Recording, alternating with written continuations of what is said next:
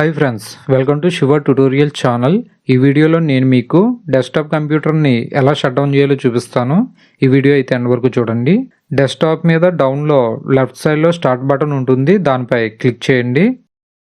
Click చేయగానే ఈ విధంగా కొన్ని ఆప్షన్స్ అయితే ఓపెన్ అవుతాయి. ఇందులో ఈ స్టార్ట్ బటన్ పైన కనిపిస్తున్న పవర్ ఆన్ ఆఫ్ ఐకాన్ పై క్లిక్ చేయండి. క్లిక్ చేయగానే పవర్ అని కనిపిస్తుంది, దానిపై క్లిక్ చేయండి. క్లిక్ చేయగానే ఈ విధంగా ఓపెన్ అవుతుంది. ఇందులో కనిపిస్తున్న షట్ డౌన్ పై క్లిక్ చేయండి. క్లిక్ చేయగానే షట్టింగ్ డౌన్ అని ఈ విధంగా చూపిస్తూ సిస్టమ్ షట్ డౌన్ అవుతుంది.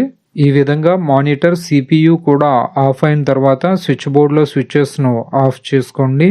ఈ విధంగా డెస్క్టాప్ కంప్యూటర్ను షట్ డౌన్ చేసుకోవచ్చు. మన ఛానల్లో కంప్యూటర్ని ఎలా యూజ్ చేయాలనే ఫుల్ కోర్స్ 1 అవర్ వీడియో ఉంటుంది.